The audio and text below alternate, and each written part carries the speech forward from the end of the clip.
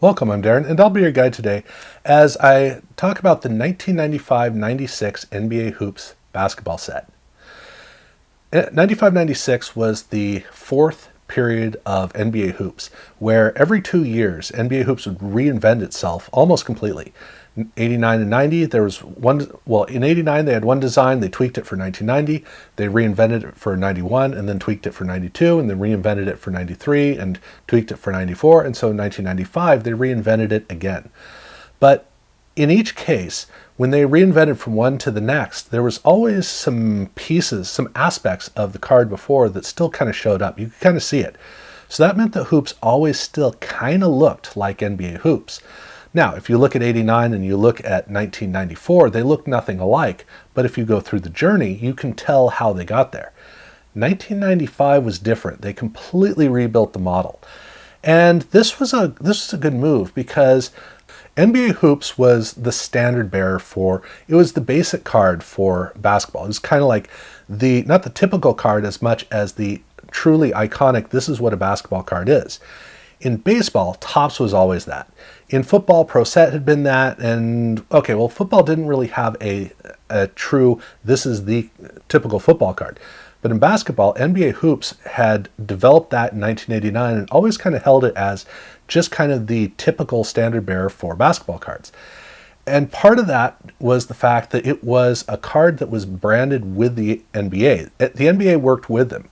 And so the card was always working as kind of a showcase for the league, and just there was a certain kind of care that was put into the card that just made it feel kind of like the basketball market. And so in 1995, there was a need to make the change to a new era of cards, and Hoops did a great job of making this transition. They went with the full bleed card with what's kind of like a piece of torn paper that is the color, one of the colors of the team, and then there is some gold foil for the name, and there's a logo on it. It just looks great. The only other thing on the card is the NBA Hoops logo. That's it. Other than that, it's just stripped down, straightforward, super simplistic, and really does look nice. It does feel like the basketball card market was entering the mid-90s, even though we were already seeing some of the shades. But now a typical standard bill of fare kind of a card set was looking like a new and innovative card. So it was a great move. On the card back, however, you can see that they put all their energy into the card front. So it's there. But they did continue one of their traditions, which is they were still making coach cards. And I'm so glad. This was something they had started in 1989 at the beginning, and they were continuing to do coach cards, which I love that they did that. As a team collector, I really wish that card companies put coach cards in more often. In some cases, maybe a certain coach, maybe not so much, but still, it's very much a part of how we operate as fans, and I love the fact that they did this in Hoops. Unfortunately, they stopped doing their All-Star cards, which they'd been doing all the way throughout as well. But that doesn't mean that they were getting away from subsets. Far from it, they were actually leaning more heavily into subsets.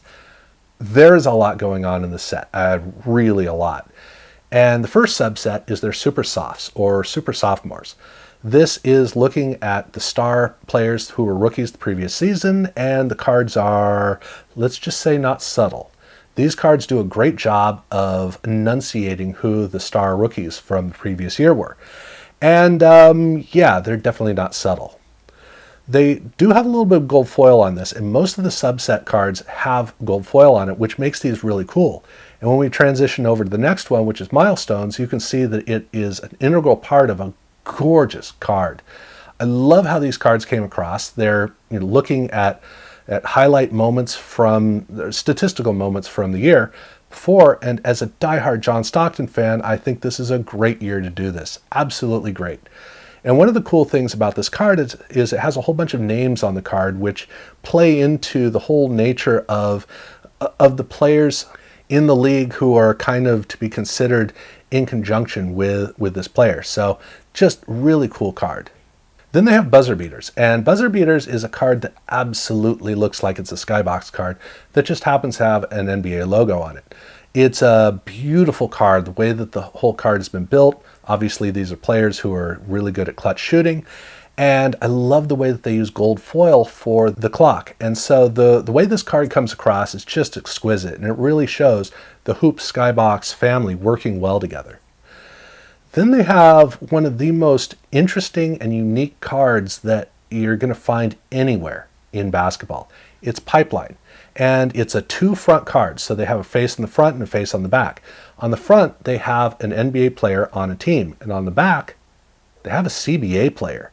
So in this case, this is one of the few cases where you actually get to see CBA players on an NBA card. In fact, I can't even think of an example where they did this outside of this set, which makes this just so distinct, so interesting. I'm not going to comment on the whole pipe theme on it. I think it's terrible, and I've spent way too much time trying to figure out what they were going for with it. I think it's just, yeah, let's try to forget that that's on there. But other than that, I love the concept. Then they have a subset called Class Act, and this looks at players who are really classy guys off the court and in the community. It's the card is just gorgeous. It's absolutely gorgeous. It does a great job of really showcasing how amazing these players should be thought of for the work they do in the community. And the card quality is, what's the word I'm looking for? How about classy? That's just the best way to describe it. Really, really love this subset. And then they finish up Series 1 with their Triple Threats. And Triple Threats is a card that definitely does not look like a Skybox card. It's way too busy. It looks more like a Fleer insert, to be honest. But this is, as you can tell by John Stockton being on this card, obviously all about three-point shooters. Who knew that he'd be on a three-point shooter card? So that was Series 1. And as you can tell, there was already a lot going on with Series 1. In Series 2, they had rookie cards that are among the best rookie cards ever. I love these cards. The weird psychedelic rainbow sherbet effect on the background is, in most other situations, it'd be really stupid. But in this case, because it's celebrating a rookie, it actually works perfectly. It does a great job of showcasing rookies from an amazingly good rookie class. So it's, I guess I shouldn't say amazingly good as much as this is one of the high point rookie classes that we get to celebrate. And so it's, it's wonderful. But at that time, it really was celebrated as an unusually good rookie class, which really helped the enthusiasm of these cards. A little bit of gold foil that's very chaotic on it, and I love the way these cards come across. And along the same lines, this was also the year that they were introducing the new franchise, the expansion franchises of the Toronto Raptors and the Vancouver Grizzlies. These cards are also way too busy, but they're way too busy in a good way. You got the big, very busy logo of the team in the back, because both of those logos are super busy. And the player almost gets absorbed into the whole card, which kind of fuses him in with this new team. So you're really feeling more the excitement of the new team than you are necessarily the individual players, which in this case is exactly what they needed to do. Again, some gold foil, and I have no idea why they have brackets around the first name of the player. It's really weird. I just don't get it, but I'm not going to complain. It's a cool card, I'll say that. Then they have a couple of subsets that actually do not have gold foil on them. Why, I don't know. The first one is Earthshakes, and this is a bunch of guys who spend their time downtown. This card is so chaotic. It does look cool, but it's so chaotic. I mean, basically, that heart rate monitor that you see behind him, which I know is actually supposed to be a Richter scale graph, but it looks like a heart rate monitor, which is about what your heart does when you look at this card. It's pretty shocking of a card. They also had Rock the House, and this is a set that looks at guys who don't spend as much time downtown. These cards are like a Marvel, they're more like 60s Batman, to be really honest with you. They have the big cartoon explosion with the terms inside of it, and these words are different on every single card. And so that kind of brings everything together in a chaotic way where all of the words are different. but the cards are all bathed in team colors, which makes the card chaotic in another way. So this chaotic set is very chaotic, and that's the word that I think I want to go with, because there's no other word that can even come to my mind when I'm trying to explain them. So yeah, there it is. Then they have Wicked Dishes, and Wicked Dishes gets back to having a little bit of gold foil, and it also gets back to having basically a skybox card. And for me, now we're in the world of point guards, so I'm definitely at attention. This is a great card, and that's about all there is to say about it. And also, thankfully, we've now come to the end of all of the subsets of 95 Hoops. But there's one extra card to talk about, which is a Grant Hill Boys and Girls of America Club card. And it's a really gorgeous card. I mean, it really is nice. The horizontal orientation provides a really great picture. I love the black and then the gold foil on top of it. It makes it look classy, which is exactly what you want for a card celebrating this kind of thing. And again, this goes into the tradition of NBA hoops of really celebrating the players off the court, how great they are in the community. So wonderful tradition. I'm glad they were continuing with it. And now, finally, at long last, we have come to the end of the actual 95-96 NBA hoop set. Now we can get into the insert sets. But before we get there, we get the SP cards and, well, the standalone cards, which starts off with a Grant Hill sweepstakes card, which is to enter for Grant Hill coming and visiting your school. It's there's nothing special about the card, but it did show up in the packs, so it's definitely worth talking about. And then along the same line with Grant Hill, they also did a couple of tributes to him for winning Rookie of the Year, starting with a wrapper redemption for co-Rookie of the Year. And the co-Rookie of the Year, it's interesting when they do a co-Rookie of the Year where they only have one of the two Rookie of the Years, but their contract for sponsorship was with Grant Hill, so it kind of makes sense. The card that you got was essentially a finest card. Not quite, but very close. It even has a protector on it. So this is an NBA Hoops finest card. Cool. It is really cool, and it looks very nice.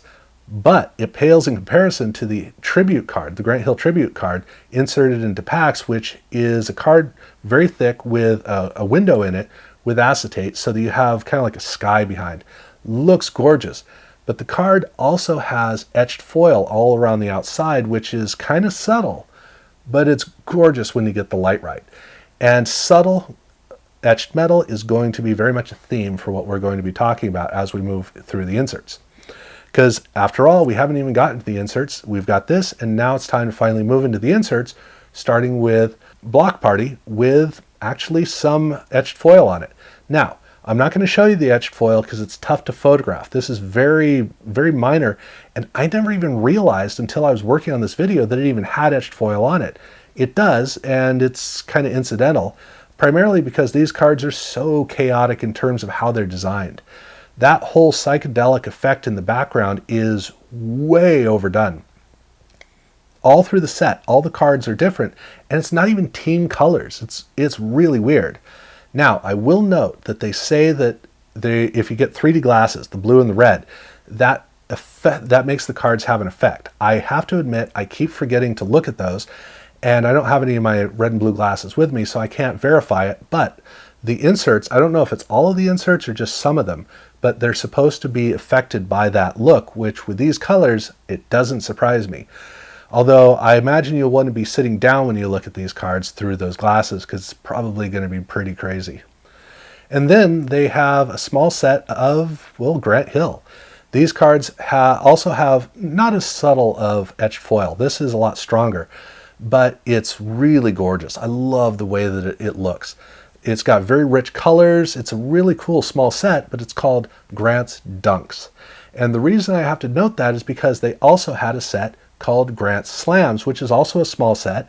One of these is hobby, one of these is retail, and both of these sets have etched metal that have a different effect on them, but they are, basically it's two sets that combine together with one set with the repeats of numbers, one with D's, one with S's. You get the idea, but they're really gorgeous cards. And then they also have Grant's All Rookie, which is essentially kind of like a forward-looking all-rookie team. These are the current rookies for this set. And so these are rookie cards for them with etched foil and some chrome finish, and the cards aren't all that exciting. In fact, when I was photographing them, I had a tough time making the effects look really cool. In part because the effects don't really look cool. There's one little effect that is kind of neat. Otherwise, it's basically just a messy Mardi Gras affair, and they do look cool for rookies. So I'll give them that. Then they have an insert set called Hoop Stars, and this one always throws me off because it is, I think it's the most pursued of all these cards, the most valuable. It's a tough one to get. And every time I look at it, I wonder why it's so interesting. I know why everybody's interested in it, because it's rare. But the cards don't have anything special. They're just really fancy, really nice, which they are. But it's another one of those cases where we like to pursue the difficult to find cards that are like famous as opposed to the cool looking cards, which in some cases provides us with greater access to some really cool cards. Then they have Hot List, and this card looks like it's etched metal, but it's not. It's got surfaces on it, but it doesn't have any spectral effects to it, which is too bad. So the card, to me, every time I look at it, I'm disappointed because I wanted it to be something, and it never was that, and it's never going to be that, so it's just kind of there. And then you have Number Crunchers, and Number Crunchers is another really fancy card, although these cards are a lot easier to come by. Again, the background, I gotta assume, is pretty crazy when you look at it through the red and blue glasses. I don't know. I really am frustrated that I haven't taken the time to look at it. And the next time I get to, I'm really gonna have fun with this. And then we have Power Palette, and Power Palette is where we're getting back into that Grant Hill card from the tribute card with the acetate. This is pretty much the same design, not entirely, but very close, except there's no acetate in it. It's a thin card and it's got a full chrome surface, which for me is frustrating photographing these videos because it's really tough to get these to work, but even in normal light, it's tough to see. The effect they have on this is just something I've always felt is just a terrible, it's an idea that just never works. But that's okay, because they also have what essentially is a parallel of this set, which is their Skyview cards. And the Skyview cards are almost exactly the same. The numbers are the same, but they're treated different, so it looks different that way, but it's all the same players with all the same number sequence, and the card design is almost identical. Well, okay, the design is identical, but in Skyview, it now has that acetate window with the thicker card, like the tribute card. The only real difference these cards have, other than the numbers, the back's a little bit different, is the fact that the image is just rotated. The player image, they rotated a little bit. Otherwise, it's the same card. So it's really, really unique, really strange, and fun. I think it's really fun to have these two cards that are basically the same. Then we have Slamland, which again is one of these really common insert sets. This is a very deep, rich team color card set, and it has some really nice gold foil on it. I like the way that the gold foil comes across. The card is not well designed, but it looks nice and it looks fun, and that does everything that we need for it to do. So yeah, okay, pretty good. And then the last insert set that they had was Top 10. And for these, we're looking at recent players, young players. And the card has it's horizontal, and it has a band on it that is hollow foil, which makes it distinct, it makes it strong, makes it cool, and yeah, the card is cooler than it otherwise should be. And that brings the whole set to a close. So, there's a lot that was going on here. It was almost like Fleer with more subsets. It's kind of the way that we were seeing it. The amount of stuff they crammed into this set makes this set a difficult one to pursue because a lot of people are after it. The main set, not so much, but for the inserts, there is a lot of activity around these inserts. And that was kind of the direction they were going. They were leaning more heavily into that, which was kind of the direction they needed to be pursuing. But you can also see a lot more skybox mentality coming into all this, which makes it, again, a lot of fun. So for Hoops, they were going in a fun direction for the future of cards. And yeah, quite an interesting set. So I'm going to be looking at 96, 97 in a separate video. If you haven't seen the other videos leading up of NBA Hoops all the way through the years, I've covered everything up to this point. So if you have not subscribed, I do urge you to do so. And yeah, thank you very much for watching.